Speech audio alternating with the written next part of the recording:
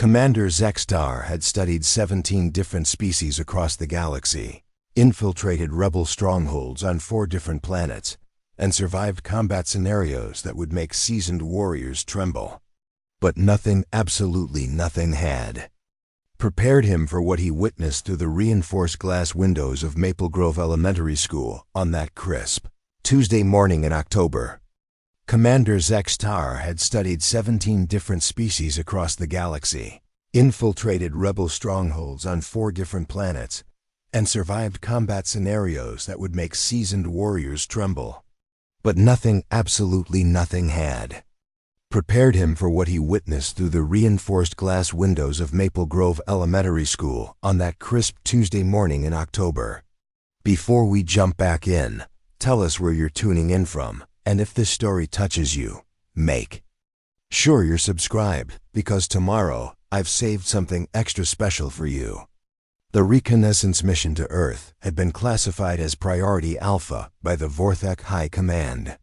Intelligence suggested that humans were developing advanced military training protocols that could threaten their expansion across the outer rim territories. 3 months of surveillance had led them to this unassuming brick building in suburban Colorado, where their sensors detected the highest concentration of what appeared to be intensive combat preparation. Commander Zextar crouched behind a cluster of oak trees, his advanced optical equipment focused on the main entrance. His second-in-command, Lieutenant Krill, monitored energy readings from their concealed position near the playground equipment. The third member of their unit, Sergeant Velinix, had positioned herself by the rear exit, ready to document any tactical movements. "Commander," Crixel whispered through their neural link, "the subjects are arriving for today's training session." Zextar watched in fascination as small yellow vehicles, clearly armored transport units, began depositing what appeared to be the most elite fighting force he had ever observed. These warriors, despite their diminutive stature, moved with a confidence that spoke of years of conditioning. They carried colorful tactical gear and wore matching uniforms that seemed designed for both comfort and mobility. The first group to emerge caught his immediate attention. A particularly fierce-looking warrior with pigtails tied in what Zextar recognized as regulation combat knots stormed toward the entrance, dragging behind her a wheeled equipment case that scraped against the pavement with deliberate intimidation. Her battle cry of, "I don't want to go," was clearly a psychological warfare technique designed to confuse enemy forces. "Remarkable," Zextar muttered, making notes on his datapad. "They're training them to use misdirection from an early age."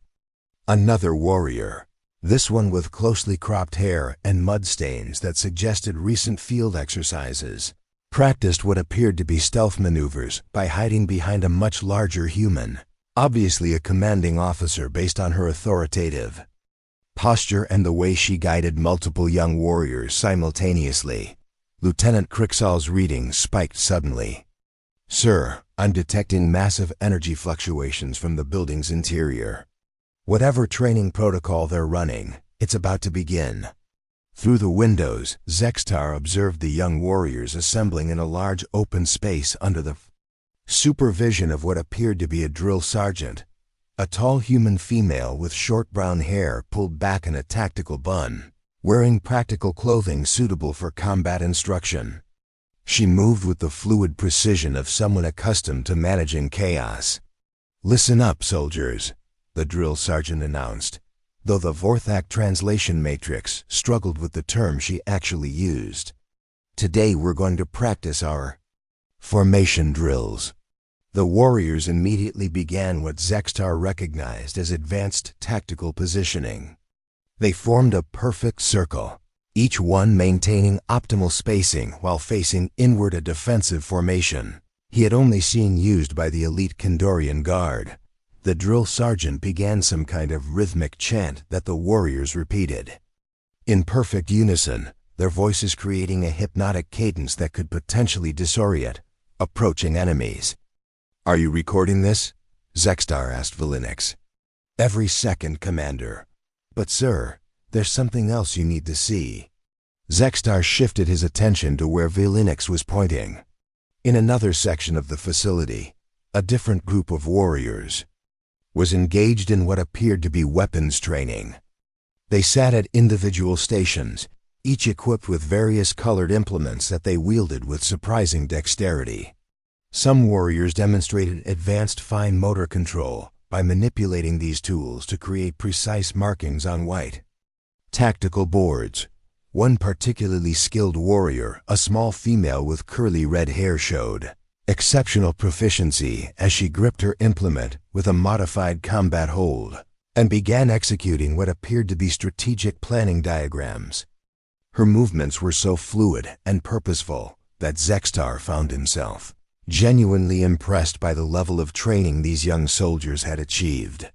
"The precision is extraordinary," Crixal observed. "Look at how they maintain focus despite the apparent chaos around them." Indeed, the facility buzzed with controlled activity. Warriors moved between different training stations with practiced efficiency. Some engaged in what appeared to be construction exercises, building elaborate structures from geometric components that required both spatial intelligence and tactical thinking. Others practiced sorting and categorization drills that would prove invaluable in field reconnaissance missions. The most impressive display came during what Zextar initially thought was a break in training. The drill sergeant activated some kind of audio system, and immediately the warriors began demonstrating synchronized movement patterns. They jumped, marched, and moved in perfect coordination, their small forms executing complex choreographed sequences that showcased both individual skill and unit cohesion. "Commander," Velinix reported from her position, "I'm observing additional training protocols in the outdoor facility."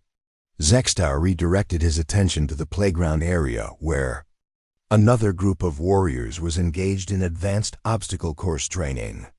They scaled climbing structures with the agility of mountain cats, navigated suspended rope configurations that tested their balance and upper body strength, and demonstrated remarkable fearlessness as they launched themselves down steep sliding apparatus that would challenge even experienced pilots. One warrior in particular caught his attention, a stocky male with sandy hair who approached every obstacle with the kind of systematic problem-solving that marked him as officer material. He studied each challenge briefly before executing his approach with minimal wasted movement, often helping smaller warriors complete their training exercises. "They're building not just individual capabilities, but team cohesion," Zextar noted. "These humans understand something about military training that we may have overlooked." The morning progressed with increasingly complex exercises. The warriors engaged in stealth training by sitting perfectly still during designated quiet periods, their discipline remarkable for soldiers of any age. They practiced resource management by sharing supplies and taking turns with equipment. Most impressively, they demonstrated advanced communication skills during group discussions, where they took turns sharing tactical observations and strategic insights. During what appeared to be a nutrition briefing, the warriors assembled in orderly lines and were distributed standardized rations. Zextar watched in amazement as they maintained perfect Q discipline, while receiving their supplies from support personnel, who clearly understood the importance of proper fuel for intensive training regimens. "The efficiency is remarkable," Crixal commented. "No wasted motion, no unnecessary chatter during distribution. These humans have military logistics down to a science." But it was the afternoon session that truly convinced Zextar he was witnessing something unprecedented in military training. The warriors were divided into smaller tactical units and given what appeared to be mission scenarios. Some groups worked together to construct defensive positions using various materials, while others engaged in problem-solving exercises that required both individual critical thinking and group coordination. One unit caught his particular attention as they worked to build what was clearly a fortified position using wooden blocks and connect-in pieces. Their teamwork was flawless, One warrior would identify structural weaknesses while another reinforced critical points, and a third maintained overwatch to ensure the construction met tactical requirements. "Sir," Valinux interrupted his observations, "I'm detecting movement from additional personnel. It appears to be a shift change." Sure enough, new commanding officers were arriving to take over the training protocols. The transition was seamless, with detailed briefings passed between the outgoing and incoming staff. The warriors themselves seemed completely comfortable with the change in leadership, adapting immediately to new voices and slightly different command styles. As the day concluded, Zextar watched the extraction process with professional admiration. The same yellow armored transports returned in precisely timed intervals, collecting the young warriors with military efficiency. Parents, obviously support personnel or possibly intelligence operatives themselves, arrived to debrief individual warriors and escort them to secure facilities for rest and preparation for the next day's training cycle. The 3 Vorthek Commandos maintained their surveillance positions until the facility went dark, their minds reeling from what they had witnessed. This wasn't just military training, it was the most sophisticated warrior development program any of them had ever encountered. The humans were taking individuals at the most formative stage of development and instilling in them not just combat skills, but the kind of discipline, teamwork, and problem-solving abilities that would make them formidable opponents in any conflict scenario. "Commander," Crystal finally broke the silence as they prepared to withdraw to their ship, "our assessment may have been understated. If this is the standard training protocol for human military development, we may be facing a more significant challenge than High Command anticipated." Zextar nodded grimly, already composing his report in his mind. The intelligence they had gathered would require immediate transmission to Vorthek Command. The humans weren't just preparing for war, they were creating a generation of soldiers whose capabilities might surpass anything the galaxy had seen before. The emergency transmission to Vorthek High Command went out at 0347 hours Galactic Standard Time.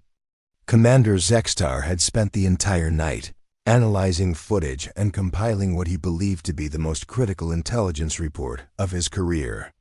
The response came faster than expected and brought complications he hadn't anticipated. Within 18 hours, the stealth cruiser Darkwind dropped out of hyperspace in Earth's outer atmosphere, carrying Colonel Thaxion and a full tactical assessment team. The colonel's reputation preceded him. He was known throughout the fleet as someone who turned theoretical threats into smoking craters with ruthless efficiency. "Commander Zextar," Colonel Thaxion's gravelly voice crackled through the communicator as his shuttle touched down in the dense Colorado forest. "Your report has caused quite a stir back home. The High Command is mobilizing 3 battle groups based on your intelligence. I trust you understand the significance of that decision." Zextar felt his throat membranes tighten. 3 battle groups meant the Vorthak Empire was preparing for a full-scale preemptive strike. "Sir, I believe the threat assessment is accurate, but perhaps we should conduct additional reconnaissance before." "Negative, Commander. We have a narrow window of opportunity. Our xenobiologists estimate that if these human warriors complete their training cycle, they'll represent a military force unlike anything we've encountered. We need detailed tactical intelligence, and we need it within 72 hours. Preparing and narrating this story took us a lot of time, so if you are enjoying it, subscribe to our channel. It means a lot to us. Now back to the story. The colonel's shuttle bay opened to reveal not just additional surveillance equipment, but a full infiltration specialist, Captain Nixara, whose biomimetic abilities allowed her to alter her appearance to match observed species. The sight of her sent a chill through Zextar's command team. "Captain Nixara will conduct deep reconnaissance," Colonel Thaxion announced as he studied the facility through advanced tactical scopes. "She integrate with the training facilities, staff structure, and provide us with detailed assessments of their combat protocols, weapon systems, and strategic capabilities." "Sir," Lieutenant Cricksall ventured carefully. The facility operates under strict security protocols. Their personnel screening may be more advanced than we initially calculated. Captain Nixara's form shimmered as her biomimetic cells began the transformation process. Within minutes, she had assumed the appearance of a human female average height, brown hair, wearing the same practical clothing they had observed on the facility's drill sergeants. I've been studying their communication patterns and behavioral markers for the past 6 hours, she said, her voice now carrying the precise vocal patterns of human speech. I'll apply for a position as auxiliary training personnel. Our intelligence suggests they frequently require additional support staff. The plan went into motion the following morning. While Zextar and his team maintained external surveillance, Captain Nixara approached the facility's main entrance during what their observations had identified as the pre-training preparation period.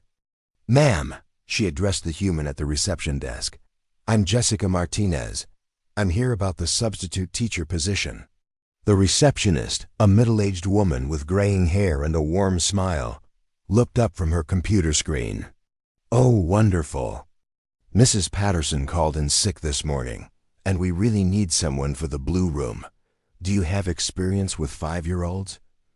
"Extensive experience with tactical unit management," Nixara replied carefully, her translation matrix struggling with the euphemistic language humans apparently use to describe military operations. "Perfect. Let me get you signed in and introduced to the team." From his concealed position, Zextar watched through high-powered optics as Captain Nixara was led through the facility's corridors. His neural link with her remained active, allowing him to monitor her vital signs and receive real-time intelligence updates. Her first transmission came 30 minutes later. "Commander, the situation is more complex than we initially assessed. The facility appears to have multiple training protocols running simultaneously, each adapted to different skill levels and specialization tracks." Zexara found herself assigned to what the facility called Miss Patricia's class, apparently a reference to the drill sergeant she was replacing. 23 young warriors sat in a semicircle formation, their eyes fixed on her with the kind of intense focus that suggested they were evaluating her combat readiness. "Good morning, soldiers," she began, using what she believed was appropriate military terminology. A small warrior with pigtails immediately raised her hand. "We're not soldiers, we're students. And you're supposed to say good morning, children." The correction caught Nixara off guard, but she adapted quickly. "Of course. Good morning, recruits." "Children," the same warrior insisted with the kind of authority that marked her as a natural leader. "Are you really our teacher today? I am your commanding officer for this training cycle," Nixara replied, settling into the chair that faced the assembled group. The warriors exchanged glances, clear sign of nonverbal communication that impressed her with its sophistication. One of the larger warriors, a male with close-cropped hair, stood up and walked to the front of the formation. "We usually start with calendar time," he announced. "Today is Wednesday, October 23rd. The weather is sunny and cold. We have music class at 10:30 and lunch at 11:45. "Excellent tactical briefing," Nixara responded, genuinely impressed by the precision of the intelligence update. She transmitted to Zextar. "These warriors maintain detailed operational schedules and demonstrate remarkable situational awareness." The morning progressed with increasingly sophisticated training exercises. The warriors engaged in what they called centers, apparently specialized skill stations where they rotated through different tactical challenges. Some worked with manipulative tools that required advanced dexterity, while others engaged in pattern recognition exercises that would serve them well in reconnaissance missions. At the library center, Nixara observed warriors studying what appeared to be coded tactical manuals books filled with symbolic representations and strategic narratives. One particularly advanced warrior, a small female with glasses, demonstrated her decryption skills by translating the symbols into verbal intelligence reports, complete with character analysis and tactical assessments of various scenarios. She's conducting psychological warfare simulations, Nixara transmitted. The narratives involve complex strategic scenarios with multiple actors, resource conflicts, and resolution protocols. The Art Center revealed even more sophisticated intelligence gathering techniques. Warriors used various tools to create detailed reconnaissance maps and strategic diagrams. Some produced overhead facility layouts with remarkable accuracy, while others generated what appeared to be psychological profiles of personnel through portrait studies. But it was during Math Center that Nixara realized the true scope of the training program. The warriors were learning numerical analysis, resource calculation, and statistical probability skills that would prove invaluable in logistics planning and battlefield assessment. They worked with counting exercises that taught inventory management, sorting activities that developed classification protocols, and measurement tasks that built essential engineering capabilities. "Commander," she transmitted during what the facility called snack time, "the nutritional distribution system is more sophisticated than we initially observed. Each warrior receives precisely calculated rations designed to maintain optimal performance levels throughout the training cycle." The warriors sat in assigned positions, consuming their standardized nutrition blocks while engaging in what appeared to be intelligence-sharing sessions. They discussed tactical observations from their home installations, shared resource management strategies, and engaged in peer-to-peer debriefing sessions that would impress veteran special operations units.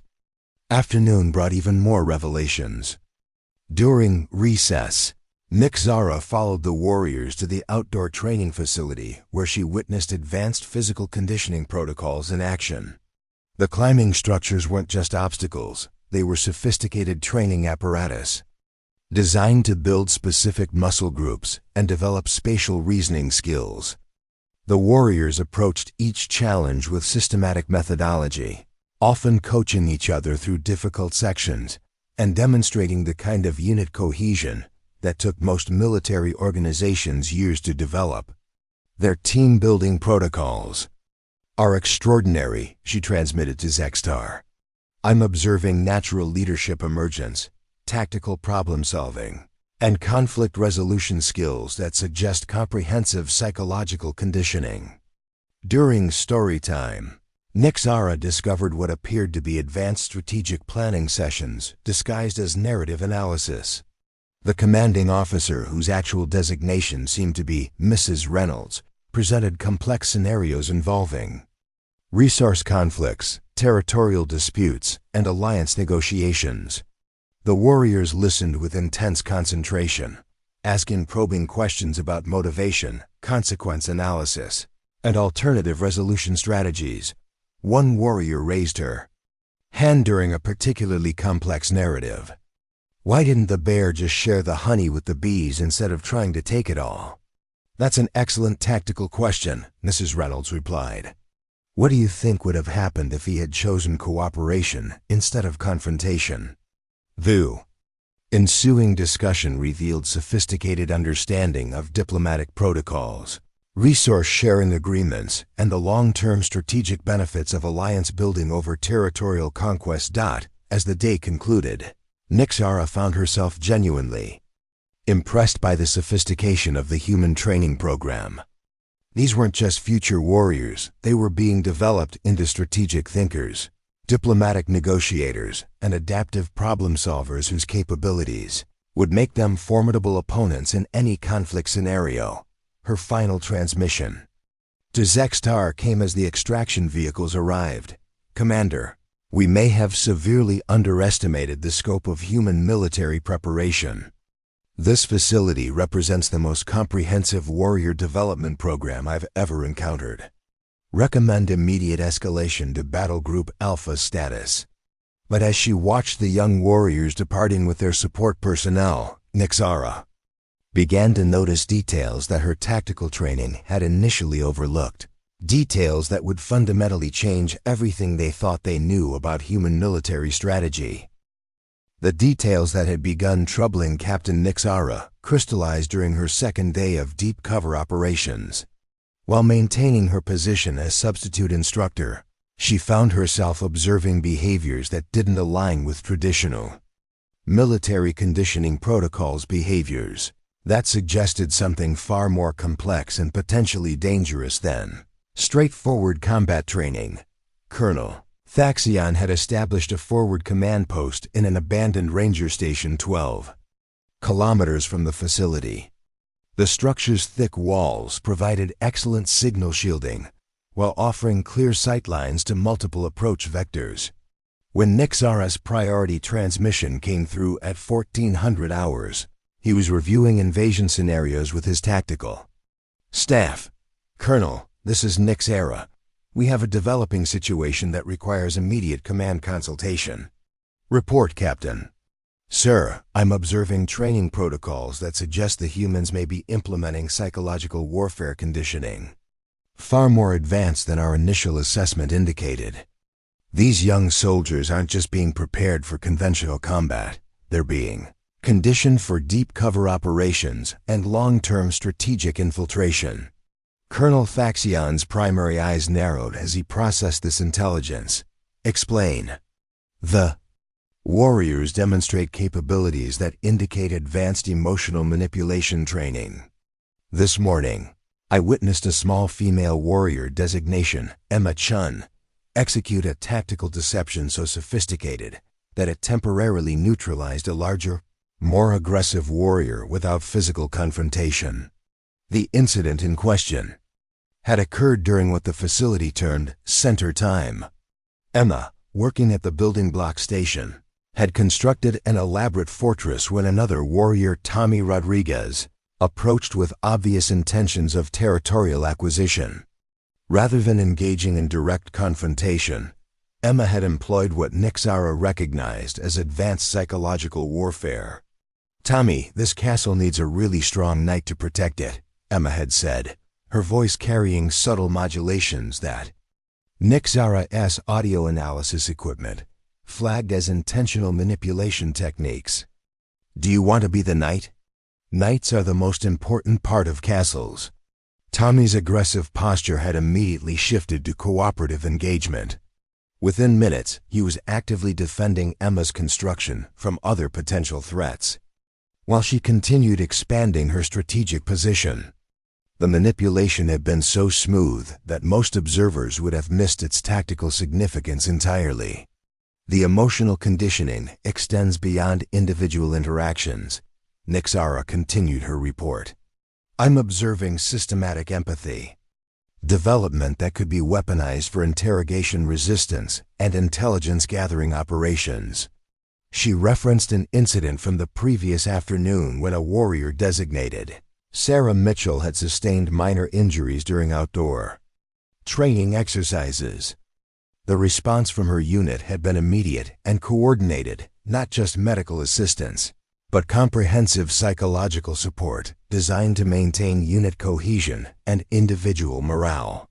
One warrior immediately provided medical assessment and basic first aid, Nixara reported. Two others engaged in what appeared to be distraction protocols to manage pain response, while a fourth warrior alerted commanding personnel. The injured soldier was back in training rotation within 15 minutes, but the psychological impact on unit solidarity was remarkable. But it was during specialized training sessions that Nixara discovered the most disturbing intelligence. The facility operated advanced conditioning programs disguised as routine educational activities. Music sessions weren't just rhythm training, they were sophisticated coordination and response conditioning that could easily be adapted for synchronized operations or coded communication protocols. "The audio conditioning is particularly concerning," she transmitted. "Warriors respond to specific musical cues with predetermined movement patterns. They demonstrate perfect synchronization without verbal commands, suggesting subliminal programming that bypasses conscious resistance. Physical education sessions revealed even more troubling capabilities. The warriors engaged in competitive activities that were clearly designed to develop not just physical prowess, but strategic thinking under pressure. They formed alliances, adapted tactics in real time, and demonstrated remarkable ability to assess opponent capabilities and exploit weaknesses. During one particularly intense session, Nixara observed a complex scenario involving territorial control of multiple resource points. 2 warrior units had been tasked with maintaining control of various stations, while preventing opposing forces from achieving their objectives. The tactical sophistication displayed by these young soldiers was genuinely impressive. Marcus Thompson demonstrates natural command capabilities, she reported. He identified the opposing unit's strategic weakness within minutes and coordinated a flanking maneuver that secured decisive advantage. His spatial awareness and resource management skills suggest extensive prior conditioning. The most disturbing discovery came during what the facility called sharing time. Warriors took turns presenting intelligence reports to their assembled unit, detailed observations about family installations, neighborhood reconnaissance, and social network mapping. They discussed resource availability, security protocols at their home facilities, and interpersonal dynamics that could be exploited for strategic advantage. One warrior, identified as Isabella Jackson, provided what amounted to a comprehensive intelligence briefing about a recent family gathering. She detailed attendance patterns, relationship dynamics, resource distribution protocols, and potential security vulnerabilities with the kind of thoroughness that would impress trained intelligence analysts. "My grandma has a really big house with lots of rooms," Isabella reported to her assembled unit. "She keeps special cookies in the kitchen cabinet that's too high for kids, but there's a chair you can move if the grown-ups aren't watching. And Uncle Mike always falls asleep in the big chair after dinner, so that's when you can sneak around without him noticing." To most observers, this would seem like innocent childhood chatter. To Nixara's trained assessment, it represented sophisticated reconnaissance reporting with tactical intelligence about facility layout, resource locations, security patterns, and personnel vulnerability windows. "Colonel," she transmitted during her evening debrief, "these warriors are being conditioned for long-term deep cover operations. They're learning to gather intelligence through seemingly innocent social interactions while maintaining perfect operational security."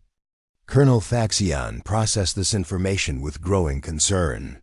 "Captain, are you suggesting these young warriors are being prepared for infiltration missions?" "More than that, sir. I believe they're being conditioned to operate as sleeper agents. They demonstrate loyalty to their immediate unit while maintaining independent operational capabilities. They're learning to blend into any social environment while continuously gathering strategic intelligence." The implications were staggering.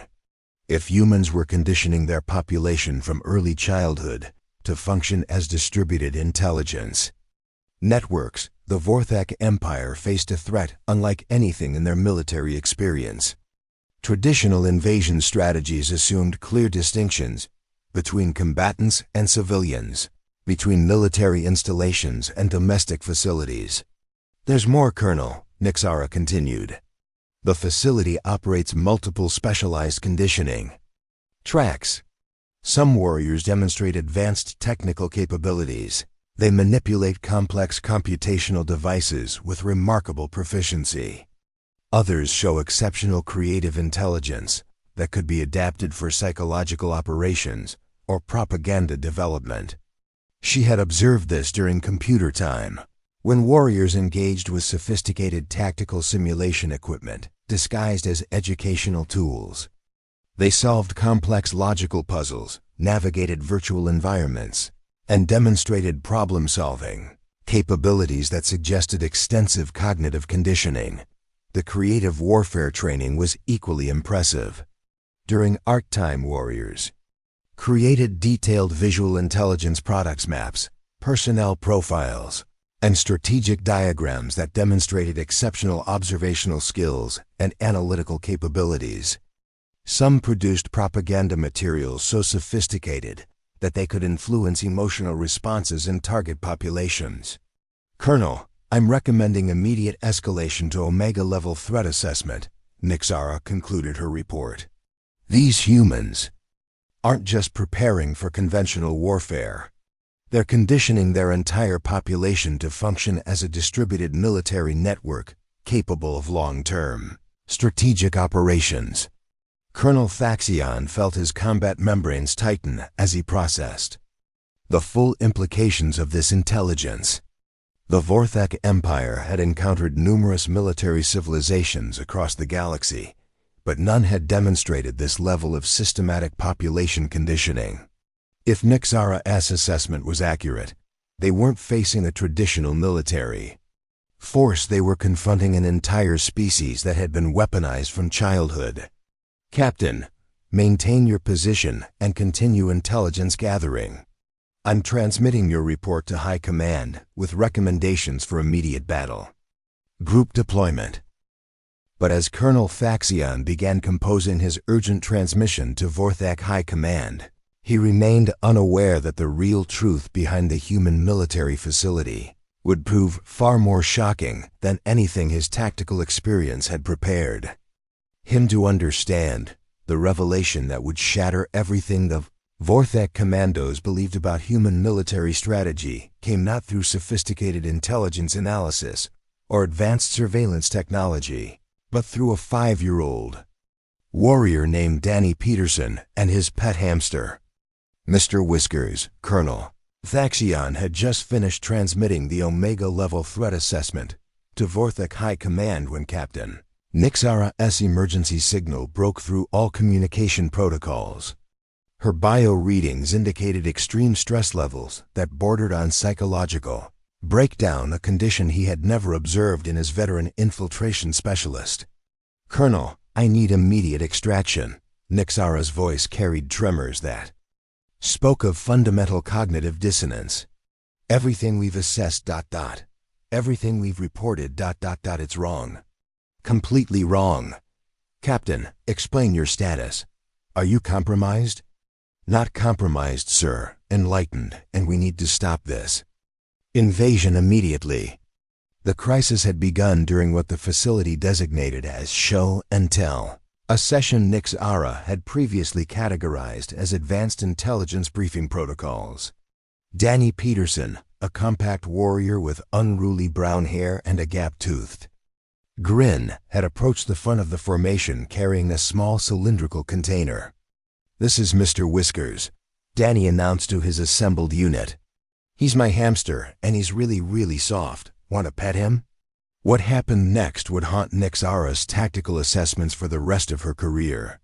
The 22 other warriors didn't respond with the disciplined attention she had come to expect from these highly trained soldiers. Instead, they erupted into something she had never witnessed in any military context across 17 different planetary systems. Pure, unfiltered joy. "Can we hold him?" squealed a warrior designated Sarah Kim, her carefully maintained tactical composure dissolving into what could only be described as childlike excitement. "Does he bite?" asked another warrior, approaching with the kind of cautious curiosity that had nothing to do with threat assessment and everything to do with genuine wonder. "He's so tiny," exclaimed Marcus Rodriguez, his voice carrying emotional frequencies that Nixara's combat-trained audio analysis couldn't properly categorize.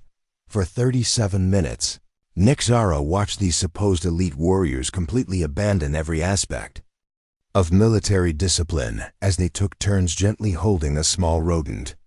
They used vocabulary she had never heard in tactical contexts, words like adorable and precious and cute, while displaying protective behaviors that seemed designed solely to ensure the creature's comfort and safety.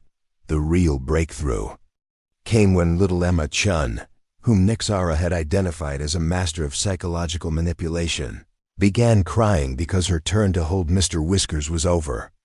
The response from her unit wasn't tactical consolation or morale maintenance. It was immediate, instinctive compassion from individuals who genuinely cared about her emotional well-being.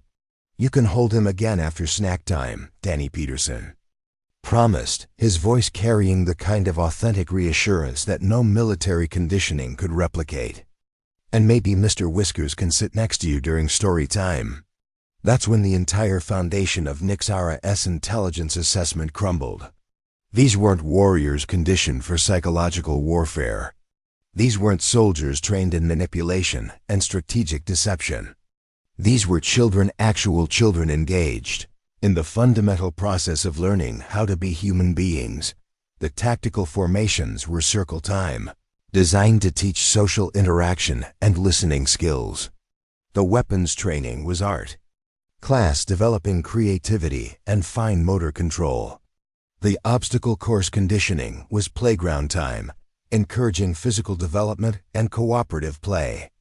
The intelligence briefings were show and tell, helping young humans develop communication skills and learn about the world around them. Every single behavior Nixara had interpreted as evidence of military conditioning was actually the opposite evidence of a species teaching its young to be compassionate, curious, creative, and kind. "Colonel," she transmitted, her voice barely controlled, "we're not observing a military training facility. We're observing an educational institution designed to nurture child development. These aren't warriors. They're 5-year-old humans learning basic social and academic skills." The silence on Colonel Thaxian's end stretched longer than standard communication protocols allowed. When he finally responded, his voice carried the careful control of someone processing information that challenged everything he understood about strategic assessment. "Captain, confirm your analysis. You're stating that our tactical intelligence was fundamentally flawed?" "Not flawed, sir. Completely backwards. These humans aren't conditioning their children for warfare. They're conditioning them for peace. Everything we interpreted as combat training is actually designed to develop empathy, cooperation, creativity, and intellectual curiosity." At the forward command post, Colonel Thaxian found himself facing the most significant strategic miscalculation of his military career. 3 Vorthic battle groups were currently en route to Earth, based on intelligence that suggested humanity represented an unprecedented military threat. The reality was that they had been preparing to wage war against a species whose greatest weapon was apparently teaching their offspring to be kind to small animals. "Sir," Commander Zextar's voice came through the communication array, "we're receiving priority transmissions from High Command. Fleet Admiral Vextar is requesting confirmation of threat assessment before authorizing planetary bombardment protocols." Colonel Thaxian's throat membranes constricted.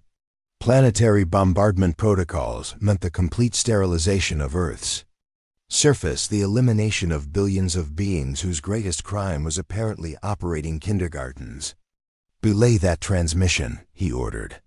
"I need to speak directly with Fleet Admiral Vextar." The quantum communication link to the approaching battle fleet was established within minutes. Fleet Admiral Vextar's image materialized in the command center, his scarred features displaying the kind of controlled aggression that had made him legendary throughout Vorthak space. "Colonel Thaxian, your intelligence reports indicate humanity poses a civilization-level threat to Vorthak expansion. My battle groups are prepared to neutralize this threat permanently. Confirm target authorization." "Sir, I must respectfully request a mission abort. Our intelligence assessment was incomplete." "Explain." "Admiral, the facility we've been monitoring isn't a military installation. It's an educational facility for juvenile humans. The warriors we've been tracking are children. 5-year-old children are learning basic social skills." The Admiral's expression didn't change, but his secondary eyes began the rapid movement, patterns that indicated intense cognitive processing. "Colonel, Are you informing me that the Vorthek Empire has mobilized 3 battle groups to neutralize a school? Yes, sir. That is exactly what I'm informing you. The silence that followed stretched across interstellar distances. Finally, Fleet Admiral Vextar spoke with the careful precision of someone whose military career had just encountered its most surreal moment. Colonel, what is the actual military capability of this kindergarten? Colonel Faxion looked at the tactical displays showing Earth's defensive positions, satellite networks, and military installations, all of which his forces could overwhelm within hours. Then he thought about Danny Peterson sharing his hamster with classmates, who responded with genuine joy and wonder. Sir, their military capability is approximately 0. Their cultural capability, however, may be beyond our current understanding. 3 hours later, the Vorthek battle groups received stand-down orders and began their return journey to home space. Captain Nixara completed her infiltration mission by helping 23 kindergarten students make handprint turkeys for an upcoming holiday celebration. Commander Zextar and his reconnaissance team spent their final Earth Day observing recess activities and marveling at the sophisticated conflict resolution protocols humans used to handle disputes over playground equipment. The official mission report filed with Vorthek High Command would become legendary throughout the Empire, not as an example of successful intelligence gathering, but as a cautionary tale about the importance of understanding cultural context before making strategic assessments. The classified addendum to that report, however, contained a recommendation that would influence Vorthek foreign policy for generations. Humanity represents no military threat to the Empire. However, their approach to developing young members of their species suggests cultural sophistication that merits further study. Recommend establishing diplomatic contact rather than conquest. Protocols. And in a small kindergarten classroom in Colorado, Mrs. Reynolds never did figure out why their substitute teacher had been so fascinated by show and tell time, or why she'd seemed so amazed by the simple sight of children being kind to each other. Some mysteries, after all, are more wonderful when they remain unsolved. Up next, you've got 2 more standout stories right on your screen. If this one hits the mark, you won't want to pass these up. Just click and check them out. And don't forget to subscribe and turn on the notification bell so you don't miss any upload from us.